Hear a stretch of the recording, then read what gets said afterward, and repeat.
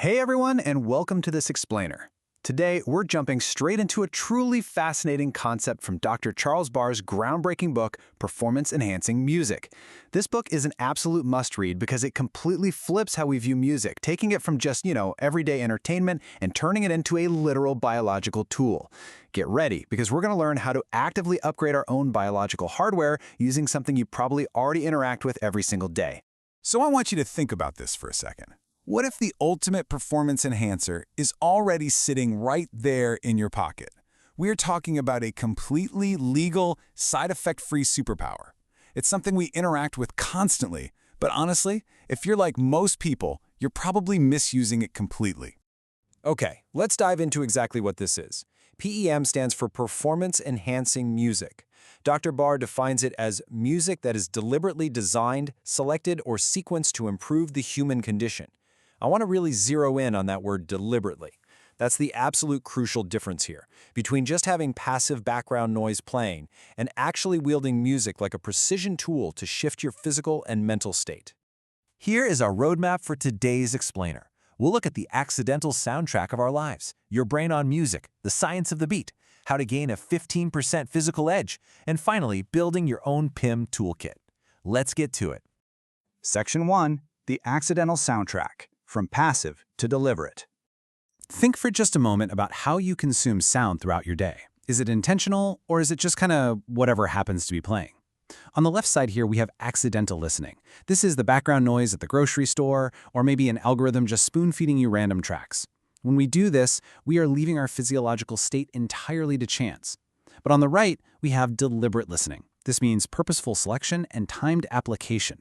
You see, your autonomic nervous system has a literal accelerator and a brake that controls your heart rate and your stress levels. Letting a random algorithm choose your music is quite literally like letting a total stranger in the grocery store operate the accelerator and brake of your own body. No way you do that, right? Section 2. Your brain on music, the biological machinery. Now, what's really interesting about this is that music is essentially the only stimulus we know of that reliably lights up almost your entire brain all at once. Researchers have actually mapped out that music enters the brain through 8 distinct biological doorways, which are summarized right here. For instance, look at episodic memory. That is exactly why a certain song can instantly transport you back to a specific summer road trip, letting you literally feel the warm air nostalgia all over again. Or take emotional contagion, where you actually catch the mood of a sad guitar riff. The machinery for this is built right into us. But it actually goes way deeper than just emotion. It goes straight to your heart. We call this the cardiovascular mirror. Basically, your body is always listening. The tempo of the music around you literally tracks and sets the pace for your cardiovascular system. Faster music pumps up your heart rate and blood pressure, while slower music acts as a brake and brings them down. And the crazy part, it does this entirely without your conscious permission. Section 3. The science of the beat, groove, entrainment, and the ISO principle. We humans are a deeply musical species. We are pre-wired from birth to respond to a beat. And this all comes down to something scientists call the groove sweet spot. See, our brains are basically prediction machines. When a beat is entirely predictable, well, it's boring.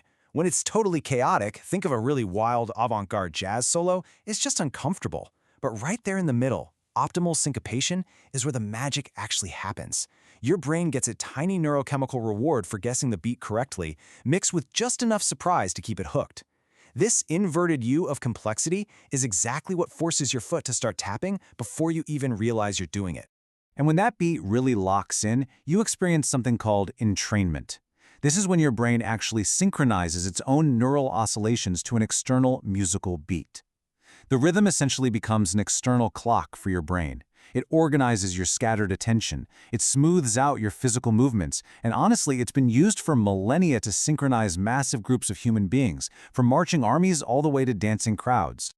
But here's the catch. You can't just throw a fast beat at a problem and expect it to work. You have to follow what's called the ISO principle. This is a foundational rule in clinical music therapy. Step 1, you have to match the current emotional state. Step 2, gradually shift the tempo and energy. Step 3, arrive at the target state.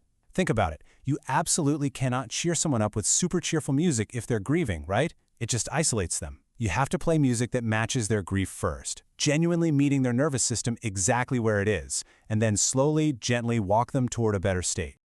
Section 4. The 15% edge, the ultimate physical hack. So once you actually understand how to match and shift your state like we just talked about, you can unlock some truly incredible physical benefits. The crucial point here comes down to this staggering number, 15%. Comprehensive research reveals that the right music can measurably improve your physical performance, output, and endurance by up to 15% for recreational exercisers. That is a massive, completely legal, zero-cost performance enhancement just sitting right there in your headphones. So how does it actually do this? Well, by lowering your perception of effort. Music doesn't magically change your muscle fibers. Instead, it changes your brain's relationship to fatigue.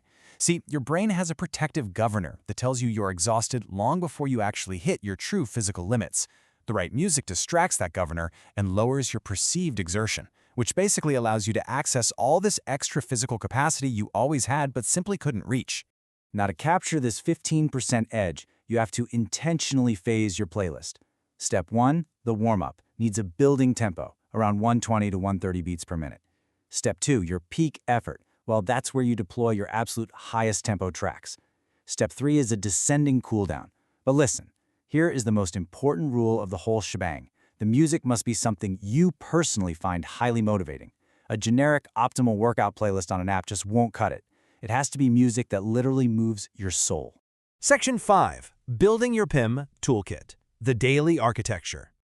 All right, it's time to put this into practice and take back the conductor's baton for your daily life. And this right here brilliantly illustrates how to do that. I highly recommend taking a quick screenshot of this daily architecture. Dr. Barr outlines several core playlists. Your morning playlist? It just needs one loved song to intentionally set the day's tempo before you even look at your phone. For focus, use instrumentals so lyrics don't end up competing for your brain's language centers. Your down playlist should feature descending, relaxing music, like reggae, to physically lower stress. And your sleep playlist should gently guide your heart rate down by shifting from about 80 beats per minute down to a nice resting 60. Another vital tool in your new kit is the dopamine dial. You know when you get chills during an epic musical buildup? That's called frisson, and it actually triggers a massive release of dopamine in your brain, the molecule of anticipation and pursuit. The trick here is to preload one high-build song right before a major effort, whether that's a grueling workout or a really tough meeting. You are literally spinning up your brain's reward chemistry, arming yourself for the task before you even start. It's an amazing hack. We've covered a lot of pretty dense neuroscience today, but this is exactly why Dr. Barr's book is so vital. It proves that we have this free, highly accessible tool to instantly upgrade our lives. And he sums it up beautifully with this quote: "Enjoy the right music at the right time on purpose." That is the entire protocol. So despite all the heavy data and the clinical studies we talked about, the entry fee to accessing this incredible superpower is simply finding genuine enjoyment in the music you select. The biology, it'll just run automatically in the background, as long as you apply it deliberately. Which leaves us with this final, rather provocative question. Are you composing the soundtrack of your life, or is it composing you? You now have the knowledge to stop leaving your heart rate, your focus, and your physical performance entirely to chance.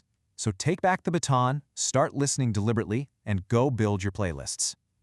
Thank you so much for joining me for this explainer, and I will catch you in the next one.